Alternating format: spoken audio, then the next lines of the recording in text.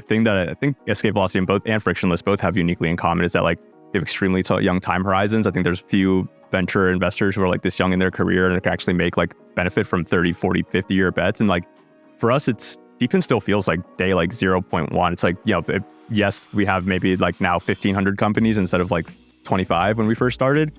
But we're not yet like 0.1% of global infrastructure. Like it's still like not even really relevant or like pimple on the ass of like the actual economy. So I think what we uniquely are able to do is basically say like, hey, we're going to figure out what are like the really huge markets in DePIN and try to find out what's the best company in each of, the company that has like real compounding moats or has the potential to build them in each of those categories.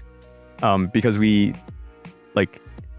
there's no TAM constraint on the amount of energy or bandwidth or like transportation that humanity's going to use. Like these things, if you can build a better mousetrap around like how to deliver them at lower cost or lower latency or more efficiently, they're all like multi-trillion-dollar industries. Sal, thanks for coming on the podcast. Big admirer of what you guys are doing at Escape Velocity. I appreciate it. Yeah, it's great to be on the pod today. Where should we start? I think you have a super interesting background. You guys are doing a lot of interesting things in the fund space. You kind of remind me of our fund where you were really early to an entire sector category. And you're just talking, you kind of feel like you're going crazy a little bit when you're so early. And ultimately the market starts to come around and start validating the thesis. And then you're like, all right, maybe I'm not crazy. And I think you guys, more than anybody that I can think of in recent memory, were like dead on about your thesis.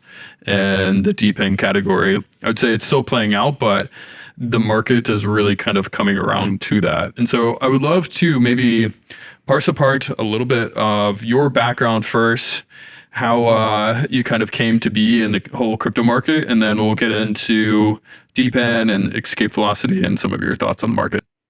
Yeah, absolutely. I think it's way too early to take a victory lap for DePIN, but at least over the past year, like people have gotten open to the possibility of DePIN like becoming a real industry and a real powerful sector. And so, for folks listening, like we first met maybe. We're like 9 months ahead of you guys, basically, and like starting the fund, right? We met maybe a year ago. I remember our first conversation, like you had this crazy conviction on Solana. And at that point, there was this big discussion in DePIN around like where to launch, what's the DePIN chain, or is there going to be a DePIN specific layer one? And I remember coming out of the discussion just thinking like, shit, I just need to buy. I don't really know if this Logan guy's right, but like his conviction is just infectious. Like I need to buy some Solana right now. And we did, and it turned out well. So thank you for that. But I think we were doing this sort of similar thing with DePIN since 2022 when we were raising the fund, and I think had a different challenge in some ways because DePIN was sort of like ill-defined in a way that I think high throughput chains are not. And so we had to fight also this categorization question around like what are we investing in? What does it mean to be DePIN? What are the boundaries of it? But over time, what's become clear to the market and what has been clear to us for a long time is that these networks take like crypto like flywheels that we're used to in our world. They grow exponentially, they grow virally, and they apply them to real world industries and basically collapse the unit economics to something where Web 2 companies can't compete anymore. And this is applicable across a ton of sectors: mapping, energy, wireless, transportation, logistics, tracking, you name it. I think to give you the background story on me and how I got into crypto, the slightly uncensored version, I'll say, I guess. I'm from Venezuela originally, grew up in the States here, but Venezuela was going through a crazy period of hyperinflation when I was a teenager, basically like around the time you get your first job, 15 or 16 here in the States. I think in 2016 or 17 it was, they cut off 6 zeros off the currency. The following year, they cut off another 5. So literally it was a 10 to the 11th power devaluation of the currency over 2 years. And so I got very, very Bitcoin pilled as a teenager. I was like back in the States. I turned 16. I tried to get a job at like McDonald's, Burger King, like every single thing you could imagine. Couldn't even get a call back. So the solution, of course, was like buy Bitcoin, sell fake IDs to my friends. That was my first job. To do that, you had to go on the Silk Road. To do that, you had to like walk into Walmart with $1,000 in cash, give it to the guy, send it to Mt. Gox, and then pull out your Bitcoin out of Mt. Gox later. And so that was my introduction to Bitcoin. There was no like, back then you were just like literally handing your wallet. Like there was even no like secret phrase. Like it was just like really, really primitive times, but got me extremely Bitcoin pilled on just the permissionless angle of crypto. Like I, fundamentally felt that I was smart enough to work a job at McDonald's. The world was telling me like, no, I wasn't. And so I was like, all right, fuck it. Then we're going to like figure out some other way to make money. And Bitcoin was a way for me to do that. And I think it's something similar is happening with crypto all around the world, and DePIN's enabling it. Like the first 100 million people maybe bought crypto with their own money. And it's just people like, you and me here in Park Ave in New York City that can afford it. The next billion or multiple billion people are going to earn their crypto because they have either their labor, their time, their data, their attention, their resources that they can contribute to networks and earn. And so this is the, sort of like the core part of why I feel so strongly about DePIN being an important category of crypto and really core to like the crypto ethos as a whole. But anyways, my co-founder Mahesh and I, out of school, we interned together actually while we were still in school at Goldman Sachs downtown here in New York City. I was taking fintech companies public. He was working on insurers and banks. We went off. We were like the crypto nerds in the group that were obsessed with. This was like back when Ripple was big and some other, in 2018, 2019. But we went off and worked for investment firms for a couple of years. I worked for two guys called Mickey Malka and Nick Shalek at Ribbit Capital. They were one of the first funds doing crypto institutionally, like out of anyone really. They were buying Bitcoin in their funds in 2013 in their fund one. They did the Coinbase Series A, and so had a really, what I felt like were some of the top investors in crypto in the private markets, and took a very, I'll call it like Web 2 approach, not in the way that they think, but in the way that they partner with people and are extremely high conviction and long-term partners. And I really admired that. So I worked for them for a handful of years, and we were investing heavily into crypto. First, we backed a lot of like the SaaS businesses. So like Chainalysis and Fireblocks, TaxBit. And it turned out to be like doing the Series A and Bs of those companies. Everyone, the traditional Web 2 view was like, these are way too small to, like why do Chainalysis? Like selling to the IRS and paying like 500 million for that seemed crazy at the time, and people treated us like we were crazy. But it turned out that like the IRS is going to spend a lot of money like trying to track down crypto gains, and these markets were way bigger than people thought, and they were able to compound for many years. So we got some experience investing in those companies, investing in DeFi, investing in some of the layer ones. We both, Mahesh and I, like separately got obsessed with just like real world crypto. We basically thought, okay, we have this like crazy machine in DeFi that can take any like tiniest portion of real world like value and make it like reflexive as hell and basically just like super boost it. But we still have like no like actual starting like real world capital or economic activity to like boost this reflexivity. And so we got obsessed with how do we create networks with real world value and sort of like coalesce around this term we call digital commodities, which are physical networks that are creating a token which allows you basically access to a physical commodity or service or product. And it sort of developed from there. We both were early in the Helium community, thanks to our friends at Multicoin, and got some of the first hotspots. And like back in the last cycle, we were like climbing roofs. We were involved in Helium governance. We were doing all sorts of stuff around the community, basically just helping to build a network in real time. And that was a super exciting learning lesson. And we met a lot of entrepreneurs through that journey who were basically like taking the primitives that they saw working in Helium or in Filecoin and saying like, hey, we can do this for 10, 15 different other industries that I'm an expert in. And yeah, it all compounded from there. It's a great story. And a lot of kind of pieces came together. Maybe to like start parsing that apart a little bit, I think one thing that you mentioned that I really agree with is that kind of the early internet adopters were cypherpunks. Some of them are now just investors. But I think to your point, where majority of people probably are going to come into crypto is through doing something in the physical world, earning tokens, getting rewarded tokens, where they can like actually get their first wallet. And then kind of once they're in this like crypto ocean, if you will, they probably won't leave. Can you talk a little bit about your thesis just around people earning tokens and kind of being brought into the crypto ecosystem? Yeah, it's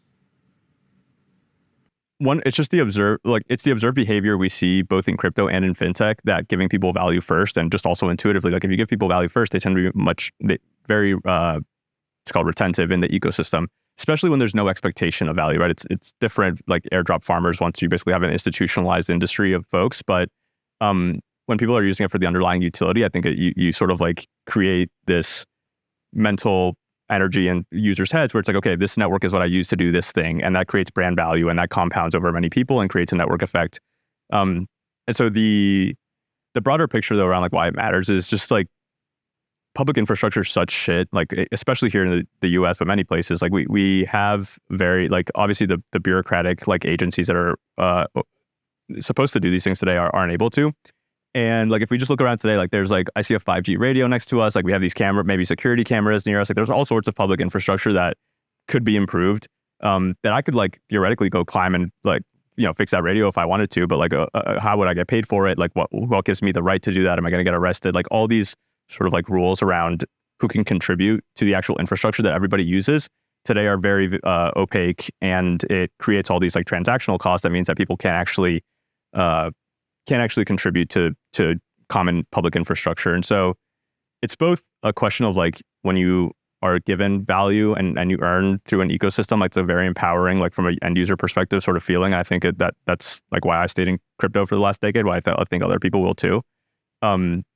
And it's also this, idea that you're contributing to something like bigger than yourself, to public infrastructure. These are things that other people are going to use and get value out of. And I think there's non-tangible aspects to it as well that I hope that we can deliver on, when you compare the opportunity cost being like, you're like local government regulator, like deploying something like that. This feels much more wholesome.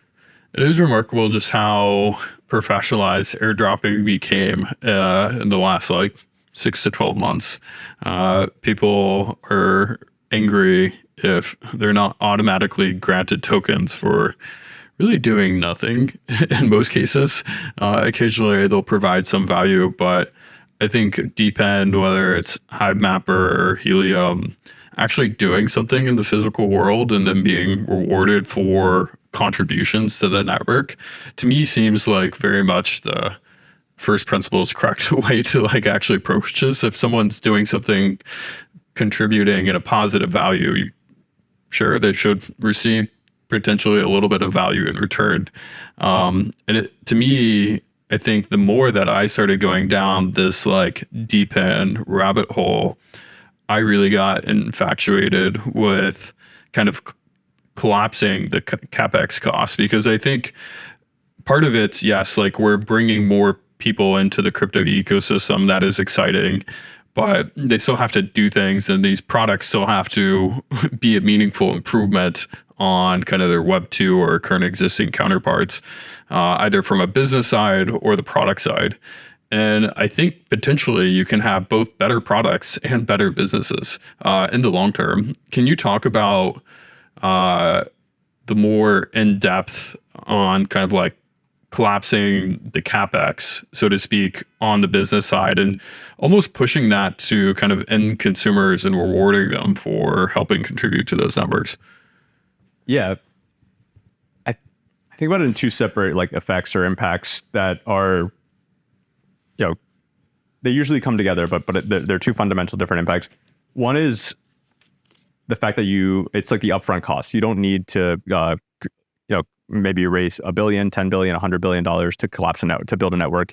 And so you're collapsing just the sort of like upfront capital raising cost that you need to do. And I think this is relevant for things like wireless networks. It's relevant for, maybe you want to build the next like large language model, and these are huge upfront capital investments. And so this is the like one rationale. The second one is really around like how dynamic the marketplace is, though, I guess is how I would describe it. Like when you today, if you're the way that a street map gets deployed or gets recorded, or maybe a telco network gets deployed, there's like a year-long or maybe 6-month-long time lapse between when somebody identifies that there's coverage needed, to like the licensing process, to the time that the capital is raised for it, to the time that it's deployed, to the time that it's verified, to the time that it's actually usable for customers.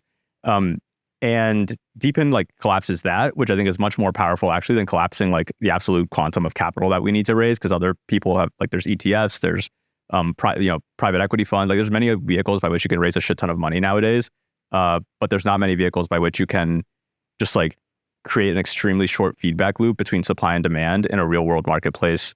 And so yeah, I think that's like actually the more fundamental like power behind DePIN. Makes sense.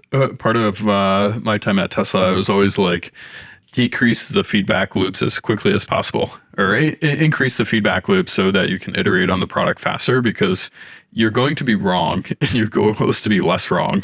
And the more that you can iterate on that product feedback or user feedback, more likely that you'll get to a better end state sooner. Yeah, people underestimate just like, I think this is a mental model for all of life, like just lowering latency to like the absolute bottom is the most important thing. Like the thing that really hit me with this insight was actually an insurance. I Ribbit, we backed this insurance company in like the commercial space. They were selling through brokers or whatever. But anyways, they had this like curve where they were the only ones able to like quote a commercial cyber policy for a small business, like instantly, basically like 2-3 seconds. Most brokers would come back to you like 5 hours later at the end of the day, or maybe like the next day. And literally they found that if they were to give people quotes in like 5 seconds, their conversion rate was like 40%. If they gave it to people in like 30 seconds, it would be like 10%. And if they gave people in like 5 hours, it'd be like 2 or 3%. Like that, just the slope of this curve about like how much it matters to just like give people an answer quickly is insane. And so like this is for commercial cyber for small, but like nobody gives a fuck about that yet. And still like we see that consumer behavior like really being like the dominant sort of like way by which you could completely change the economics of like a 40% funnel conversion business to 2% is an entirely different business. Like that's not even within the same world. And so yeah, I think people underestimate like what these DePIN, how much different these DePIN networks will be just because we're lowering that latency like to the absolute bottom max. And even on the infrastructure side of blockchains, it's funny because prior to me being at Tesla, I was at Expedia Group, and a lot of what we were also trying to do internally was measure the latency for which websites load. To your point, if the website loads in 5 seconds versus half a second, the conversion rate's massively different. And I always thought it was funny that people were in the blockchain world are like, oh yeah, 10-second block times, 20-second block times are fine when you need like fast confirmation. You really want, if you can go to like 200 milliseconds, 100 milliseconds, like that's a big difference just on the architecture design. But yeah, I actually don't even think it's a static target. Like people now, both because of mix shift of people getting younger and also just like we were just playing with the Apple Vision Pros, like your feedback loop of like your mind body like whatever brain computer interface is crazy short there. And I think like naturally younger generations are just much more impatient, shorter attention span, especially with TikTok. Yeah, exactly. So it's like something that is a continuously compounding moat, I think, for networks and for businesses that can just continuously like optimize for lower and lower latency over time. Fully agreed. So maybe you talk a little bit about, you guys were obviously very early to DePIN, you and Mahesh, and you guys raised a fund called Escape Velocity. Can you talk about kind of the overarching, fund thesis, which is DePIN, but within the fund, what are you guys uniquely excited about? Because this is your core focus, your bread and butter. I think directionally, if you guys are correct, which I think you are, a lot of people will probably copy kind of the DePIN thesis, so to speak. But what are you uniquely excited about, whether in your portfolio companies or just in the space more broadly? Yeah, it's a really good question. I think a lot of people take that to mean certain sectors. I guess for us, like the thing that I think Escape Velocity and Frictionless both have uniquely in common is that like we have extremely young time horizons. I think there's few venture investors who are like this young in their career and can actually make like benefit from 30, 40, 50 year bets. And like for us, DePIN still feels like day like 0.1. It's like, yes, we have maybe like now 1,500 companies instead of like 25 when we first started. But we're not yet like 0.1% of global infrastructure. Like it's still like not even really relevant or like pimple on the ass of like the actual economy. So I think what we uniquely are able to do is basically say like, hey, we're going to figure out what are like the really huge markets in DePIN and try to find out what's the best company in each of, the company has like real compounding moats or has the potential to build them in each of those categories. Because there's no TAM constraint on the amount of energy or bandwidth or like transportation that humanity's going to use. Like these things, if you can build a better mousetrap around like how to deliver them at lower cost or lower latency or more efficiently, they're all like multi-trillion-dollar industries. And so unless you're deploying like, a maybe like multi-billion-dollar venture fund, which we're not, then you from a TAM constraint perspective, like all these markets are really huge. What we look for is what is a category leading network is basically our underwriting criteria in these markets that are big enough. And it's really tough. Like at the early stage, a lot of it is founders and like you're backing teams at this point, right? And you're really looking for folks who can build a community and also have expertise in the sort of like Web2 domain that they're looking for. As the networks get bigger, like we, having been around crypto for a while, you sort of like learn what a powerful community feels like. You see networks like go through issues and like recover stronger. You see the community band together and solve issues that wouldn't be possible in a centralized way, or that like you just like are impressed by the caliber by which like these networks are able to adapt to changing real world conditions. And so when we, especially in the liquid markets, like we see networks going through things like these and coming out stronger on the other end, it's a really strong signal for us of like, okay, if they're able to come out of this challenge stronger in periods of, when people really want to get into the space and sort of see it, they're going to, this is going to be a winning network. And so a couple of the categories that we're interested in, wireless has been a big focus for us. So we have a company working on like post-quantum stuff on wireless, a company working on fixed internet, which we're co-investors with you guys on, Andrina. We've invested heavily into Helium, which is on the mobile side, and a couple of other companies in that sector. We have a company called Daylight that we invested in on the energy space, which I think has the potential to be a really category leading and special network in that category. And then mapping, we think, is a very like underappreciated sort of this ability to like see the world arbitrarily at any place from any distance across over like the internet protocol is fucking sick. And I think it's like highly underestimated what kind of use cases that you can build on top of that. And there's I'd say like, it's not exactly clear how the pieces are going to fit together, but it's clear that DePIN is really good at collecting really unique data sets. And if we can figure out the other piece on like how to monetize really unique data sets, then I think like that then DePIN will be like 10x stronger than it is now. But for now, we have folks doing like, sidewalk robotic data and collecting really powerful data sets. We have Grass collecting, like scraping Reddit posts and creating one of the highest quality data sets of like text data. But there is no like, like decentralized Hugging Face yet, where we're going to upload a data set and accrue all the economics from it yet, or like some sort of like marketplace whereby that happens. And so if that happens, then I think like data assets, which have previously not been great investments, then become really, really powerful investments, because for the first time, they're able to capture the value they create. And the data, like for any like data or just engineering nerds, like the DePIN, you should go like check out like Demo you can like today stream data from like 90,000 cars across the US. You can get the weather data, the humidity, like all sorts of cool stuff you can do. Daylight will do the same for energy. Like we have Silencio has noise data, like one of the biggest data sources of noise data globally. And so, yeah, all of these things I think can be very powerful if we figure out the right models for them. Yeah, I think to your point, these markets are extremely large and kind of the historical standards. And crypto is still so small, and there is the opportunity to really make the product much better, kind of using the coordination method of crypto rails. And one of the things that I've kind of always kind of appreciated about is that DePIN more broadly, yes, like crypto is like the coordination tool and like helps facilitate like transfers or payments or token transfers on the back end. Like, that is nice. It does make the experience easier, but if you did remove it, theoretically, you could kind of like, these businesses would stand and have stand on their own 2 feet in the past. It's just that when you enable kind of this like more shared ownership with the frictionless experience, it makes it much easier and they can scale much harder. And I just like, the one thing that I've been so frustrated about with crypto is being in the industry for so long is the lack of scale. And I've been excited by now the infrastructure finally getting to the point where applications like Adrena can actually scale if they want to use blockchain rails or Hivemap or Helium. The infrastructure is now in place for these to actually hit meaningful scale from the blockchain standpoint, and the blockchain standpoint is not the bottleneck, which I really appreciate.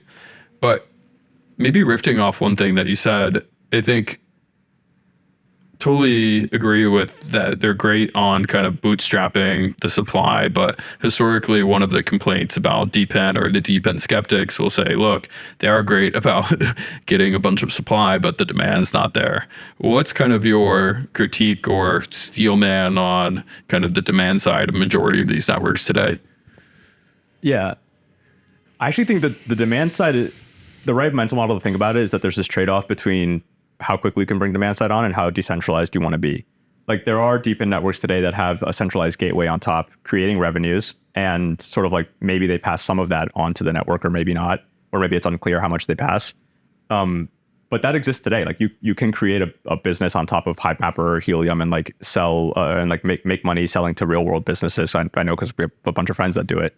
But when you start trying to decentralize more, or networks that from the first place take decentralization as a core sort of like tenet that they're not willing to sacrifice on, they find it really hard to provide the quality of service that's necessary compared to Web 2. You know, for a compute network, you have sort of like these reliability issues. You have the inherent overhead of like consensus mechanisms that you have to add to all these real world networks. And so it has become hard in a permissionless way to deliver value, like a solution that's like sort of like full stack. And so we've had to have like these centralized gateways come up and do the service layer. And in different networks, these gateways have been more or less powerful. Like we've seen, this past week, like Pocket, the main gateway behind Pocket, basically made a proposal to take over Pocket governance for a year and have like carte blanche ability to change that network the way that they want. And so, yeah, I think like it's the right question is like, how do we build revenue in a decentralized way? Meaning like we either don't have the reliance on these gateways or like users are coming to the protocol directly. And not so much the piece on revenue broadly. And I also say like I think played a role in this aspect of like making like DePIN on-chain revenue like a meme. I don't know that. I actually think that was maybe a mistake. Like I don't think that this like we did it because we felt that we had to credentialize DePIN among traditional investors to bring more capital into the space, and traditional investors would understand a chart of like revenue that would go up into the right. What we I think misunderstood though is that inherently, like when you track on-chain revenue like this, you're like indexing on like burn and mint type mechanisms, and having one company like make revenues and then burn a portion of those is always going to be a worse path to value accrual or path to least value accrual than like staking proportional to the capacity that you need of the network, or some other method by which you like more closely align basically like the top line economics with what the network actually sees. So I think like the next version of this question actually is more like TVL focus, not TVL, but because that has its own connotations around like not being a great metric, but it's something around like how much risk are people willing to take on to actually like guarantee their participation in these networks or their ability to use the services provided by the networks, not how many tokens are being burned. And so, yeah, I think the revenue question is a good one. I think if we were to say, hey, you can just be completely centralized, then we would have much more revenues on DePIN today, but that's like not the world that we want to live in. And so I think actually the path that the space is on is like pretty close to the right sort of like balance of trade-offs between the two. Well, I applaud you guys because you guys kind of push that out, because I think for me and where I would like to see the industry go is from purely kind of more based off memes or vibes or what everybody else calls narrative to something like cash flows. And I think that's the long-term kind of maturing of the industry. It's obviously not going to happen overnight, but it would be interesting to actually see that these projects are producing something and people enjoy these products and are willing to pay for them in some form or fashion. And so if it's not necessarily like highlighting the cash flows or like the burn and mint, can you maybe go deeper into how you kind of think the next iteration of these like DePIN networks will be? Yeah, I think like the 2.0 version is having everyone stake tokens, ideally proportional to how much they want to use the networks. And that's like the closest value alignment between like the demand side's willingness to pay and the actual like amount of like locked supply that gets taken off of the market. And why are they staking? to access capacity on the network. So basically, instead of going through a gateway, like a user might stake tokens in order to do get X amount of bandwidth, like transfer X amount of gigabytes of data, or get X amount of power to the network. And so I think it's been known for a long time, or broadly, like on the layer one space, like generally, if you have everyone staking in proportion to their like perceived preference, which they may or may not get, that naturally is going to take a lot more tokens off the market than having one company burn tokens that like they actually deliver service for. And so from first principles, I just feel that it has to accrue a lot more value with these networks, which ultimately results in in stronger networks that can reinvest more. That makes sense. I haven't heard that. Interesting take. I mean, but it makes sense because like everybody, I mean, historically all the money and kind of brain power has gone into just the infrastructure, and this has kind of emerged as one of the best practices. Yeah. So we'll see. But I will say on the revenue burn basis, and like if you go on DePIN Ninja today, what you see there, I think like the implied yield of like, if you take like DePIN market cap or DePIN revenues and divided by the market cap, it's probably something like 0.5% today, or like maybe like 30-50 bips, something like that, which is roughly like what if you go back and look at like old like investor relations stuff or like telcos back in like the late 90s, it's like what people were like deploying towers at. Like towers used to, like on day one you would deploy them and maybe you would get some like service revenue from a telco, and like that'd be like a 0.5% yield. And that's like the bet was, hey, this is going to go from 0.5% in the early 2000s, like now you're earning like 3, 4, 5% yields. You can at least like make some money back. And today these things make like 30% yield. Like it's crazy. Towers, if you can have 3-4 carriers on them, you can make a lot of money on towers. And so I think the bet for DePIN will be that similarly, like we, of course, market cap is higher today because we have this like early speculation, and because the networks are like finding their footing in terms of their customer bases, and over time, though, the like yield generation potential in terms of like the actual utility of these networks is massive. Yeah. So what do you think it will take for us to do kind of a 10x in either DePIN revenues, or not so much projects, but like usefulness? When will it be consensus that DePIN's here to stay? DePIN projects are fucking killing it and gonna like kind of ride off into the sunset, so to speak. Is it more on the demand side? Is it more supply side? Is it just getting to critical mass in some of these networks? I know they're kind of generalizing quite a bit because it's a huge category as a whole, but your thoughts there? Yeah. Part of me is like, what DePIN really needs is like one real big public benefit story, which is like what Helium felt like in the last cycle, where you could imagine like how you can like now track your sort of like all the benefits that we talk about DePIN basically. And so I think like the real breakout moment is like when the mass like consumer audience understands like the public benefit story behind like how good these networks can be for the world, not just how much financial returns you can make on them. And do you think that's strictly from like the product side? Like these are just better products? Better products, but also greater impact. Like I think if we're able to get like, say over the next 5 years, like, or 3 years, we get like $1 billion worth of like solar connected to crypto networks. Like that's it's still like a very small portion of like the total like corpus of solar investments in the US that's needed and that's current. But that's a signal of like, hey, we're actually like deploying that new capacity in something that we already know is very good for the world. And it's just coordination issues that we're holding it back before. And we solved these coordination issues with DePIN. Yeah. It is interesting. I feel like more broadly in today's age in 2024 of July, the hot narratives, at least from the narrative perspective, are AI and DePIN. And I think there's a lot of excitement about AI in general and just what people can do with ChatGPT and kind of the intersection of AI and crypto. But DePIN, I think people can squint and see like DePIN will be something from the product standpoint. I don't know if it's going back to your earlier point, if they're not as long-term oriented as us, just because we're earlier and have the luxury of maybe thinking longer term than most.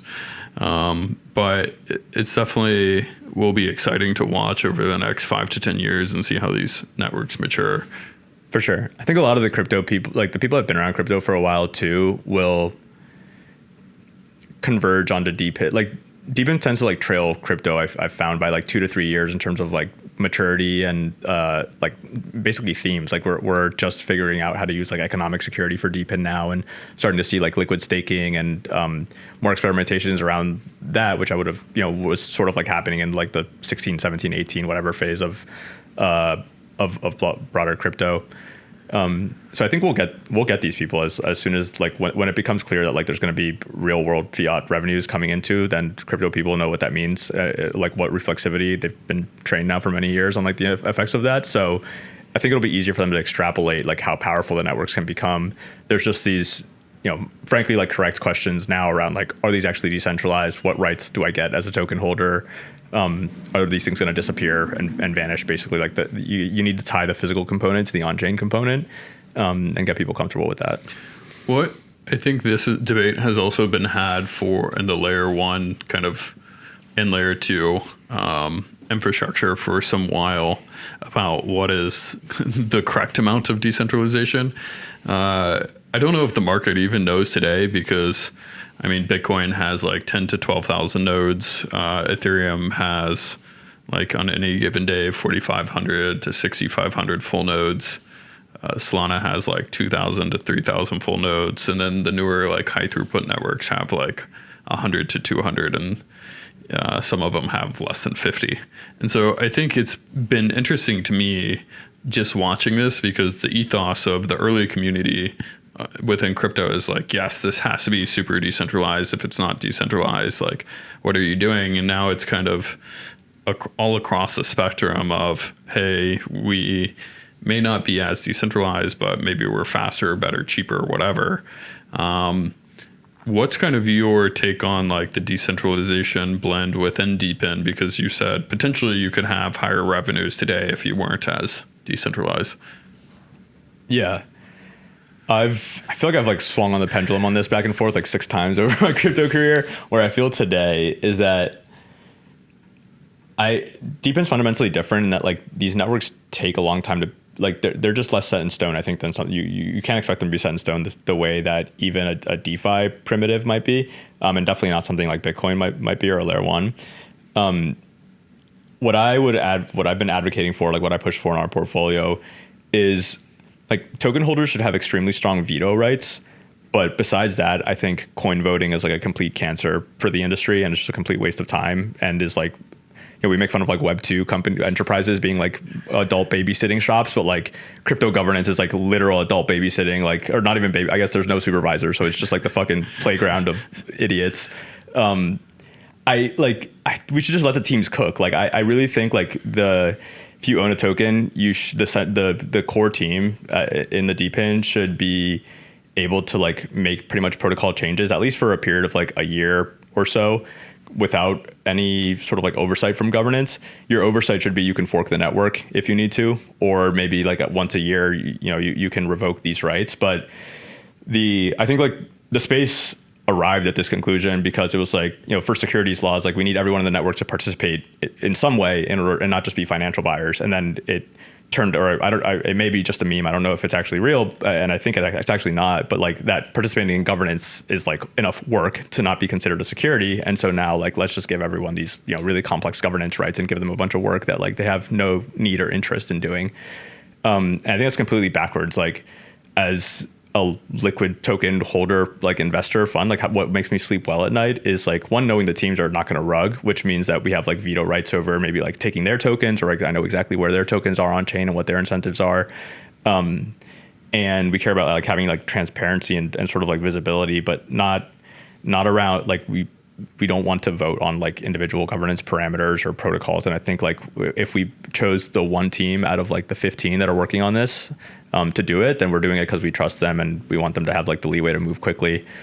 So yeah, in terms of, I think like decentralization I think it's more about like having well-structured protocols in terms of rights and having like balanced incentives, and that like happens at the protocol design stage. I don't know that it's as much around, I mean, in DePIN, the nodes are not homogenous, like, or as homogenous, I guess, as like layer 1s and layer 2s. So it's less around like just raw node count.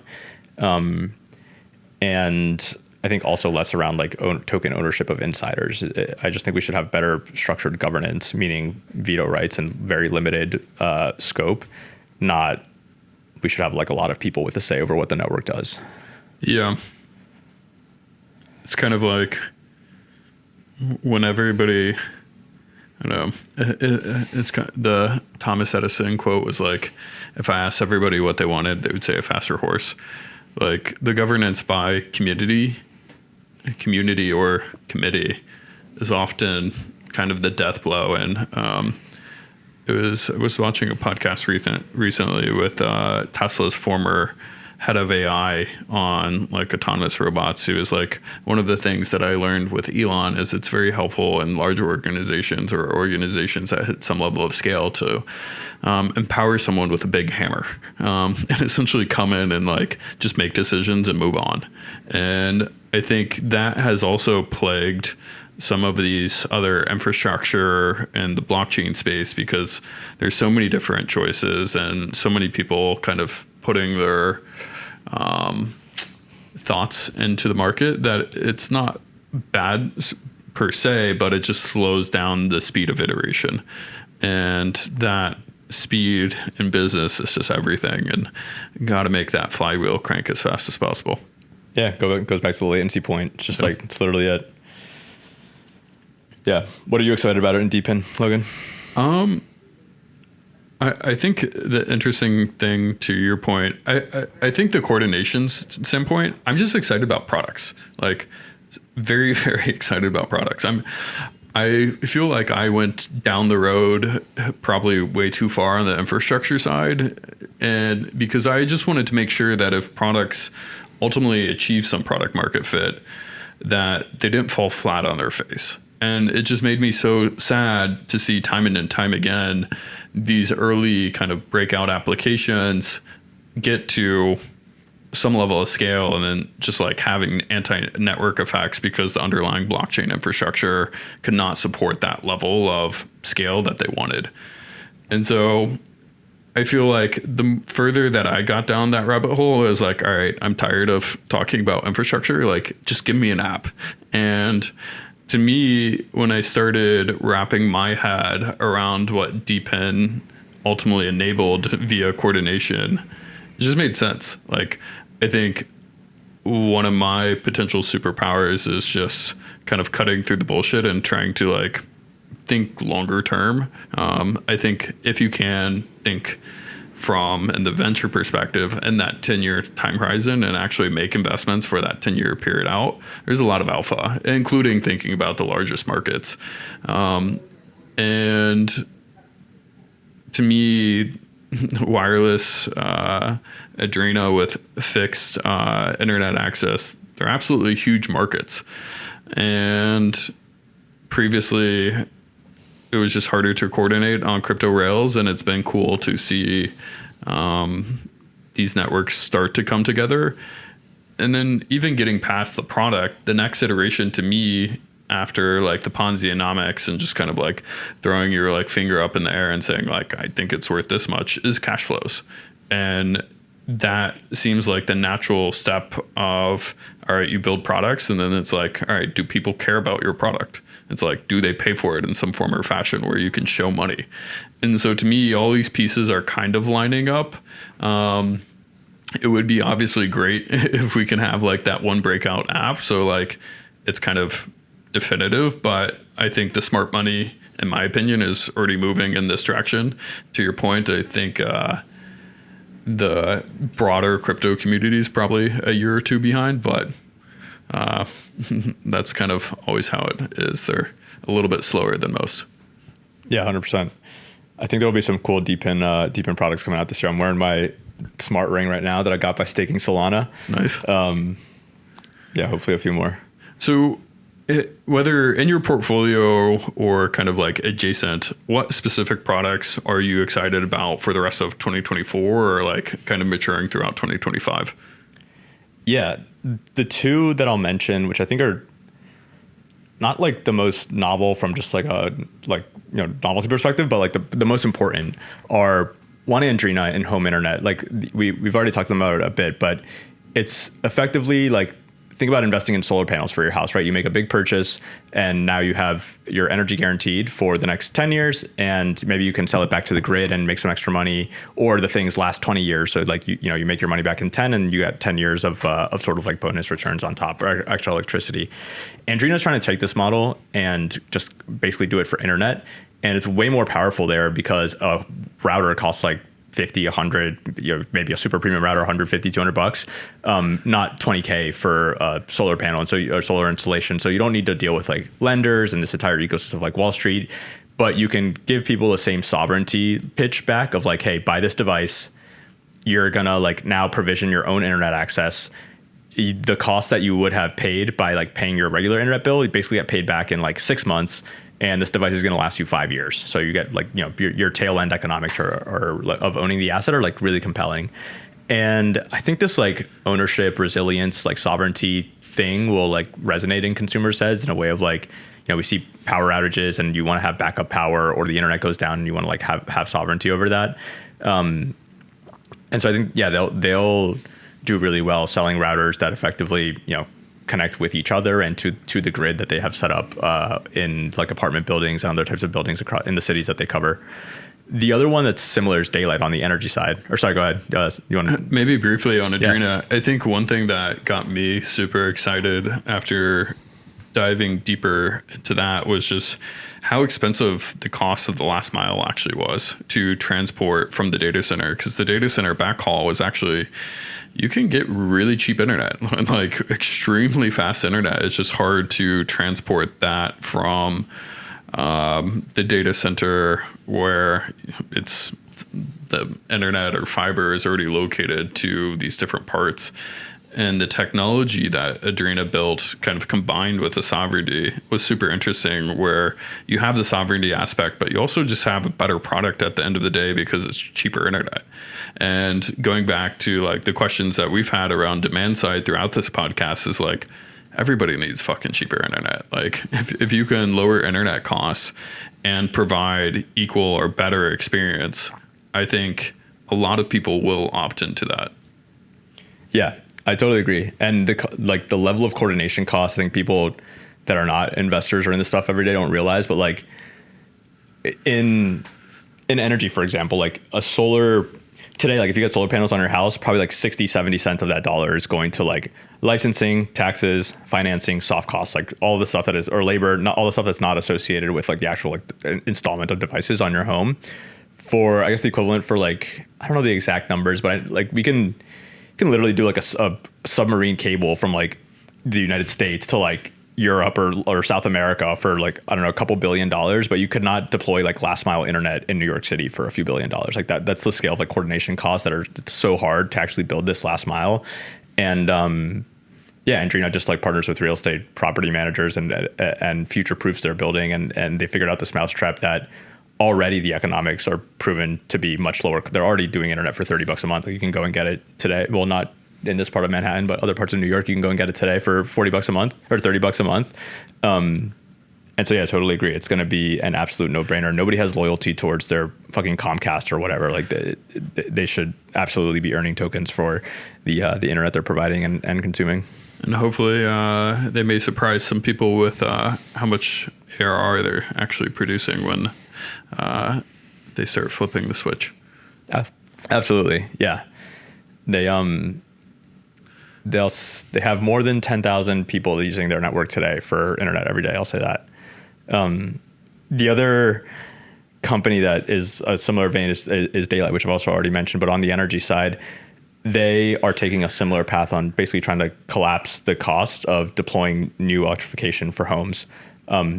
If you're, for most people in the country today, unless you live in a place with like extremely cheap energy, sort of a no-brainer to get solar panels on your house and maybe even a battery, depending on like how much you use and if the grid will pay you for it. But this is another case where the costs have come down a lot. It's a no-brainer for people, but there's these massive coordination costs around like people don't know how to electrify their home. They don't know like how to put the pieces together on financing. And it just like never, you don't go home one day and it's like, oh, I'm going to like spend like 10 or 20K on my home. Daylight is basically collapsing this model by allowing these like installers to share leads with each other. So if you're a person who has solar panels on their home, you may be very likely to install HVAC or install like future-proof windows that save a lot of energy as well. And so the very first iteration of Daylight looks like, basically as a consumer, it's an app that you can has information on your home and suggests to you a bunch of different ecosystem of installers for how to electrify your home. And for installers, it's this lead network where if I'm a solar installer today, I go and make $1,000 putting solar on somebody's home. They want HVAC and they want a whole bunch of other stuff that I don't know how to do. Now I can sell that lead to the network and earn a proportion of the economics that I may get on the tail end as the user like reinvests in their home. So it's like, I got very, very pilled on this idea at Ribbit. We backed this company called LoanPal, which was like one of, in my opinion, the best fintech like in the world. Like I think it's NEA's like biggest portfolio company. These guys went absolutely nuts. This guy's Hayes Bernard. He sold his last company to he started Solar City, sold it to Tesla, then went and did LoanPal, or it's called a Good Lead now, but it's called LoanPal back then. These guys started off in 2017, and from like 2017 to 2021, they went from like literal standstill 0% to like 40% of the lending for residential solar markets in the US. Like they were in 2021, I want to say they made like 400 mil of like cash flow per quarter. Like, yeah, they were like $1.5 billion of annual cash flow. Literally just, I mean, they would sell what their core value add was that you had these solar installers going to people's home and trying to sign them up for solar. And traditionally, like you would have to go to a bank to get the loan approved, and that would take a day or two. What LoanPal did was create a underwriting system that basically got them an answer in 30 seconds. And so these solar installers for the first time were able to like at the kitchen table, go to someone and say like, hey, we'll approve you right now for this like $25,000 installation. If you say yes, we don't need to come back the next day. And back to our point on latency, like this absolutely just like crushed everybody else. They sold like insane amounts of solar the installers loved them because conversion rates were so much higher, sold an insane amount of solar panels. They would turn around back, and then as soon as somebody bought solar panels, like 6 months later, they would send them a physical mail card saying like, do you want to refinance your home with us too for this like lower rate? This was in like 2021 when rates were near zero, and they would make another like $1,500 off every homeowner. So it was like the unit economics were absolutely bonkers. And Daylight is like the crypto version, but much like lower ticket crypto enabled version of this that can be not just solar, but you can reinvest in other places of your home. And yeah, we think it's going to be an absolute killer. Like I was so mind blown by how quickly the LoanPal grew and how powerful it became. We think Daylight's going to do it again, but faster. It is a very interesting concept. I think it's been interesting also just with the amount of kind of hype and excitement around kind of GPUs and AIs. Everybody's like, oh no, we don't have enough energy to support these data centers, or we need to continue to ramp up energy. And some of the thoughts or ideas that are coming out from the decentralized energy grids, TBD whether just like purely decentralized energy grids, if it's too early on like the battery or solar, but maybe this kind of the lead generation is the next iteration to act as a stepping stone. And then when that does happen, they kind of already have all the customer base and can kind of plug people in. Yeah, I agree with that. I think the peer-to-peer energy, like actual like grid type stuff is really interesting, but I don't see a way to venture finance it today. I don't know what else to say. Yeah. Maybe the moral of the story of this podcast is reduce latency and make the flywheel spin faster. Yes, absolutely. Cool. And come to EV3 for your DePIN pre-seed or seed raise. Awesome. Is there... I think it's been like a great kind of deep diving deep in your background, where you see things going, talking about individual projects that excite you. Is there anything else that you kind of want to cover, or things that we potentially missed? No, the only other thing I'll mention, we've we've built our firm on the back of like really trying to help DePIN grow and build public goods for the space too. So we run an analytics site called depin.ninja that you can go to the URL to. So you can see the on-chain revenue, like dilution metrics, multiples, a whole bunch of other information on DePIN projects. And if you're a founder, investor, builder who's in the space, we host an annual conference. We're doing it in New York City this year on August 10th. So please find a way to reach out to us on like Twitter or Telegram or something. We'd love to have you there. And it's a lot of fun bringing together the DePIN community once a year. Awesome. No, I went to the first one in California. I think it was at the same time as Stanford Blockchain Conference, and it was a great first event.